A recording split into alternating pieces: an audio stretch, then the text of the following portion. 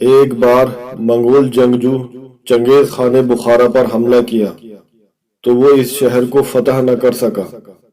اس وقت چنگیز خان نے ایک ترکیب سوچی اور اس نے بخارا کے لوگوں کو پیغام بھیجا کہ تم میں سے جو اسلحہ ترک کر کے ہمارا ساتھ دیں گے ہم ان کو امان دیں گے، اور جو اسلحہ نہیں چھوڑیں گے وہ بہت پچھتائیں گے۔ چنگیز خان کے اس پیغام سے بخارا کے لوگوں میں اختلاف پیدا ہو گیا۔ ایک گروہ نے کہا کہ یہ صرف دھوکہ ہے، اگر چنگیز خان میں بخارا کو فتح کرنے کی طاقت ہوتی تو وہ ہمیں امان دینے کی آفر کیوں کرتا؟ یہ اس کی کمزوری کی دلیل ہے۔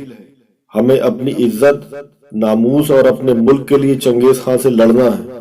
جبکہ دوسرے گروہ نے کہا کہ جب چنگیز خان خوریزی کیے بغیر معاملہ حل کرنا چاہتا ہے، جب وہ امان دے رہا ہے، دوسری طرف وہ اتنا کمزور بھی نہیں ہے کہ اگر چاہے تو بخارا فتح نہ کر سکے، لہذا ہمیں اپنے اور دوسروں کی جانوں کو بچانا چاہیے اور چنگیز خان کی آفر قبول کرنی چاہیے۔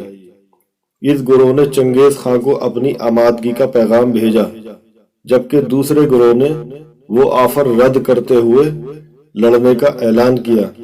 چنگیز خان نے پہلے گروہ کو پیغام بھیجا کہ تم اس باغی گروہ کو شکست دینے میں ہماری مدد کرو، جنگ ختم ہونے پر میں تم لوگوں کو حکومت دوں گا۔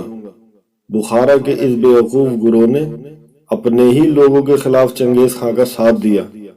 لڑنے والے بہادر جوان سارے مارے گئے اور چنگیز خان نے بخارا فتح کر لیا، لیکن بزدلی اور خیانت کے ساتھ اپنے ہی بھائیوں کے خلاف غیر کا ساتھ دینے والے گروہ کے اوپر قیامت تب گری جب چنگیز خان نے ان سب کو بھیڑ بکریوں کی طرح ذبح کرنے کا حکم دے دیا۔ یوں یہ خیانت کار اپنے بھیانک انجام کو پہنچ گئے۔ ان کے قتل کے بعد چنگیز خان نے کہا کہ جو لوگ اپنے بھائیوں سے وفا نہیں کر سکتے وہ ہمارے وفادار کیسے ہو سکتے ہیں، جبکہ ہم تو مکمل غیر ہیں۔ کل کوئی اور ہم پر حملہ آور ہو جائے اور ان کو پھر امان کی آفر کرے تو یہ بزدل لوگ ان کا بھی ساتھ دیں گے۔